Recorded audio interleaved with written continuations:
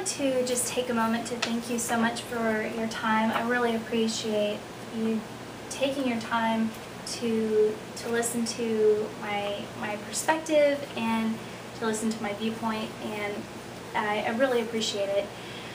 Throughout my research, I came across a website that was extremely instrumental really in the entire construction of my presentation, and it's a website called Child Help. Child Help is their primary goal is to equip society with the knowledge of up-to-date statistics on child abuse across the U.S. They offer so much information there, and it was really helpful. One of the statistics that I would like to go ahead and share with you is every year 3.3 million reports of child abuse are made in the United States, involving nearly 6 million children. The United States has the worst record in the industrialized nation, losing 5 children every day due to abuse-related deaths. I don't offer this statistic to scare anybody or to make anybody feel uncomfortable. That is not my intent, but the intent is to show the devastating life that so many children have been forced to lead.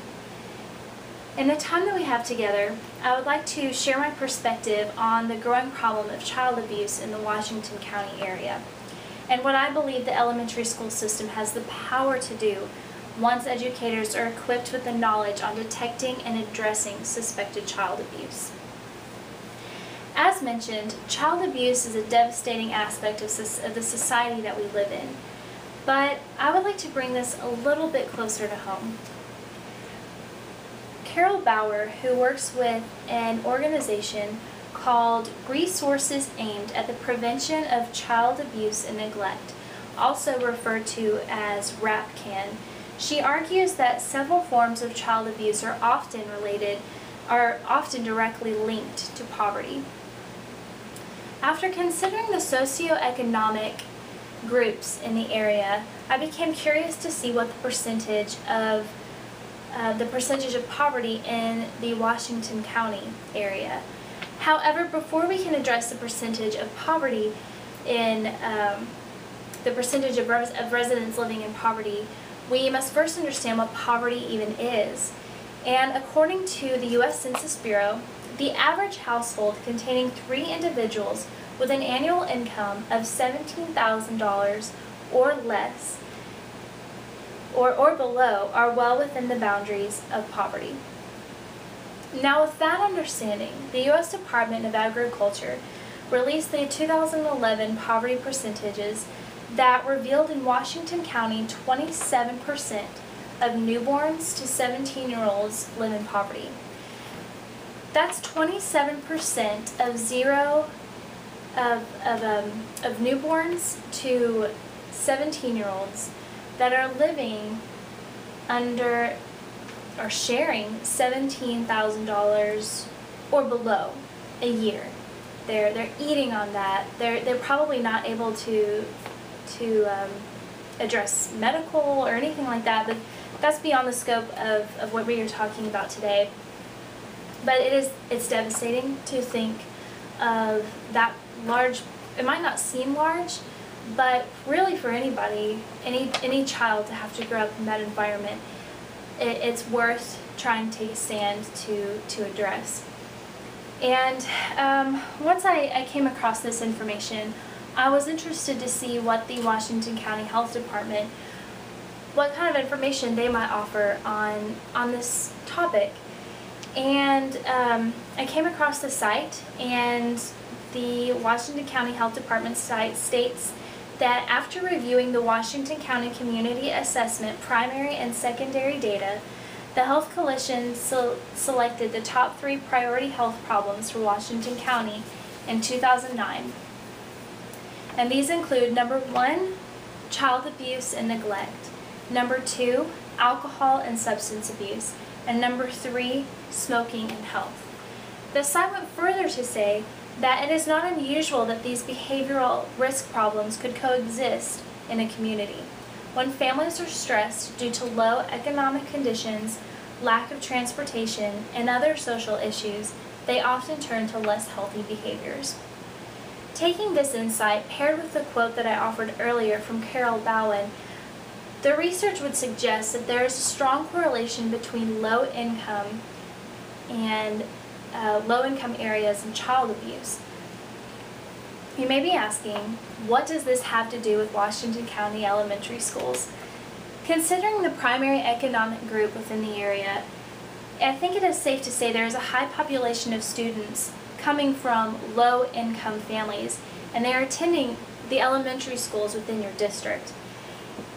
And there's a high probability that some of them are suffering from child abuse. And what I envision is implementing this program, which is designed to equip teachers with the ability to detect and address child abuse in their students.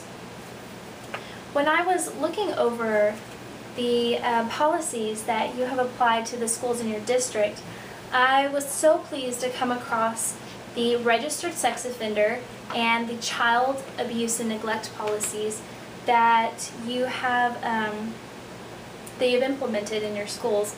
And I was particularly impressed with the attention to detail outlined in the child abuse and neglect policy. I'm sure all of you are familiar with the policy. However, I would like to read a portion of it, the portion that I was particularly impressed by. Child abuse is defined as any wound, injury, disability, or physical or mental condition which is of such nature as to reasonably indicate that it has been caused by brutality, abuse, or neglect, or which, on the basis of available information, reasonably appears to have been caused by such. Staff members having knowledge or suspicion of any child who is suffering from abuse or neglect shall report such harm immediately. My fear is that expecting teachers to report child abuse but not equipping them with the training to make them feel confident and to make them feel comfortable with doing so will lead to the types of cases that author Cynthia Tower-Crosone outlines in her book, The Role of Educators in Preventing and Responding to Child Abuse and Neglect. She offers the following example of a teacher who was found by school policy and by law to report a suspected child abuse, really to report any suspected child abuse, but she couldn't bring herself to do so for the following reasons. Although I realize that a child abuse report is not an accusation, I really hate to be the one to do it.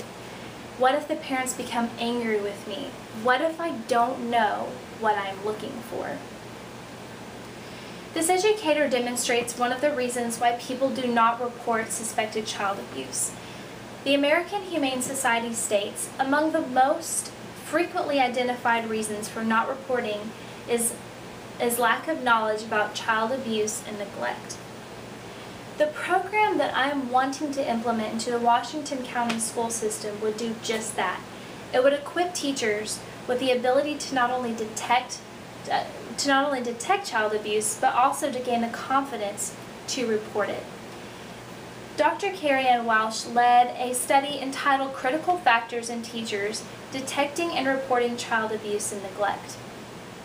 In the study, one of the many conclusions that she made is teachers were more likely to detect and report neglect and physical abuse when they have self-reported confidence in their ability to accurately define it. After reading this, it would appear that this would suggest that implementing such a program would have positive effects, as it is completely geared towards equipping teachers with the confidence that Dr. Welsh speaks of in her study. I'm sure you may be thinking, our educators already have so much responsibility, and now you only want us to put more on their workload. And I can completely understand your concern. But we're not really, by implementing the program, we would not be asking teachers to be doing anything that they're not already expected to do. Additionally, Dr. Welsh offers the following on the important role teachers play in students' lives. Teachers are key professionals in child protection. Teachers spend more time in daily contact with children than any other professional or any adult apart from the child's family. They have expertise in child development, and they have the potential to detect changes in appearance, behavior, and progress, and to observe unusual or uncharacteristic behavior that may be warning signs of abuse or neglect. And I believe that this is what it all boils down to. It's the students. It's the 3.3 cases that were reported last year, that are reported on an annual basis. It's the 6 million lives that have been touched and have been hurt due to child abuse and neglect. It's really about equipping teachers with the ability to help prevent this terrible thing from continuing.